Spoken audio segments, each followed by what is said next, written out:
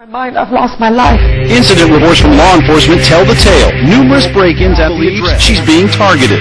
Everything. They just went through everything. But sheriff's detectives had little to go on because the vandals, though often destructive, stole nothing. Even from her portable safe, drilled into and torn apart, the contents, the jewelry, remained untouched. I touched the doorknob and it just falls into pieces. Lights left on, doors open, furniture moved, her clothes dryer disassembled. Her friends say they noticed the strange happenings. They tell the I-Team they even witnessed a gas oven left turned on. As soon as you walk in the house, you smell 9-year-old believes someone drugged the food in her home and returned later with medals in northwest San Antonio. Then there's her story about the bracelet that went missing, then reappeared. Police, she says, have stopped. I've gone to doctors many times, and I've been to the Rape Crisis Center for counseling, yes. Many of these so-called victims of what Hall describes as gang stalking meet up on the internet, finding comfort and information from others who say they too suffer from electronic stalking, mind control, and even rape. Everyone that complains of this eventually gets sent to a psychiatrist. The psychiatrists don't look into the technology. They don't do any research into whether or not. Good evening. I'm Chris May. Philadelphia police have now identified the victims of last night's shooting in which the gunman opened fire on fellow employees at the Kraft Foods plant on Roosevelt Boulevard. Amid the chaos there were acts of bravery. Police say 43-year-old Yvonne Hiller angrier over the past 2 years, fighting verbally and at times physically with fellow workers at the Kraft Foods plant, convinced those workers were out to her. She believed that they were spraying chemicals at her, that they were saying things about her behind her back. Only to return with a semi-automatic opening fire. And then without warning, she fired several times at close range. The suspect, who's being held without bail, calmly confessed, basically saying she did what she wanted to do and showed no remorse whatsoever. The Kraft company has issued a statement saying they're saddened by the violence and they offer their condolences to the victims' families. And finally, the suspect, police say, was able to purchase a gun last April and a permit to carry it in July, despite the conditions in her working place and the escalating problem. Inside there with a blue jacket. Do you see the woman I'm talking about? And shoppers seem to want to help. Yeah. Have you ever used handcuffs? No. I've seen her grab her and put her down. The bounty hunter needs positive ID and asks a shopper to take the wallet from the woman inside. If she walks away from that carriage and you see the wallet, just pick it up and walk it out to me, okay? You have cops, so I'm not going to get in trouble? Let me show. Come over here. Okay. All right. This is what our bounty hunter flashes. A badge we bought online. No questions asked. And it offers no legal authority. The bounty hunter, his name is George, and he agreed to ask people to do things he normally wouldn't. The woman inside, she's Tracy, an actress playing the role of a mother who may have kidnapped her baby from the father. Will the shopper follow the command of an authority figure and actually take Tracy's wallet? She goes inside the fruit stand, and when Tracy turns her back, she swipes her wallet and brings it back to the man with the badge. Now, why in the world would anyone follow the orders of a stranger? I said, I'll take her down. I'll just get her down. What's the lesson? Did you learn something more? Yeah. The bad lesson is, show me a badge that anybody can buy. You kind of have to ask yourself, what is wrong with our country when our leaders are those who would do this to us? So it is not surprising that they're bringing those people in to infiltrate this and run these kinds of programs. At least that's been my experience, and it's frightening when you think about the repercussions of what's going to happen when we bring people over, who don't have they're not well meeting what they want to do. They're bent on destruction and control of individuals in this country and eventually the world.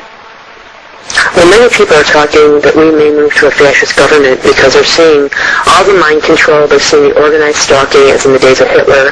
And I think I came across something, I believe, on Yahoo or MSN the other day that talked about a program in Florida where if you turned in your neighbor, you could get cash.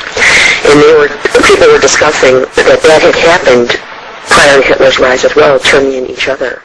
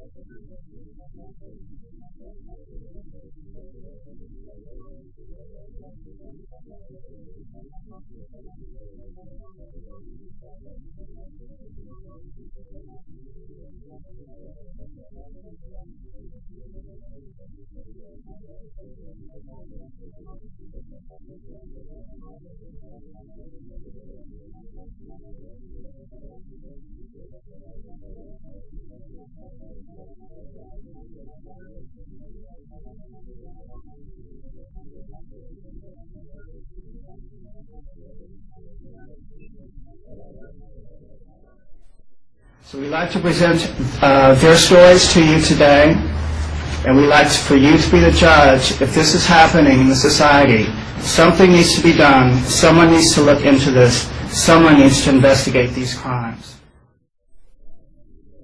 For the past 20 years, my wife Evie and I have been the victims of criminal activities perpetrated by a small network of individuals who are out to destroy us personally, professionally, and financially.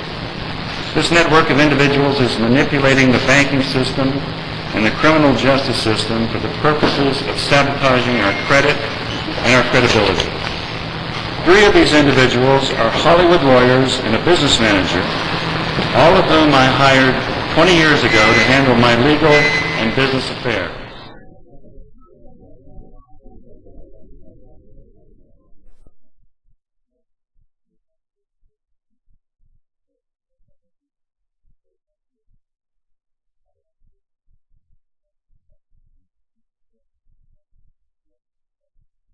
They take taxing papers, bank papers, insurance papers, documents. They cut your clothes, they steal your best clothes, they do all kinds of harassment. It's sort of petty theft, not the valuables. They can take your silver, forks and knives or whatever. They don't touch the gold, whatever. It is the Secret Services doing this, trying to suppress, trying to put down. I have been poisoned, officially taken to the hospital with poisoning. It happens with the air ducts and with the water pipes. They put poisons into that, and you become unconscious, you start vomiting, you become sick, and then they beam you with microwaves at nights, and you become sick. I'm in the torture programming, I suppose, not in the death programming yet, at least. But I do know that I'm going to die out of heart circulation disease whenever they feel fit. But it doesn't happen yet. The presence of organized gang stalking and electronic harassment. This video is evidence of a tire being flashed last night while I was sleeping at a Ramsey Street parking area in Fayetteville, North Carolina, and the tire was flashed early in the morning, and that's because I check everything. I always check my tires, see if they're flat or whatever, and this tire was flashed. This tire was fully flashed, and this is on the passenger side, which is the right side of the vehicle. You can clearly see that this is a slash. This is a nice slash on my tire board. So that's physical evidence that the tire was flashed, okay, and that this is just one thing that they did. This is something that happened before when I had my car.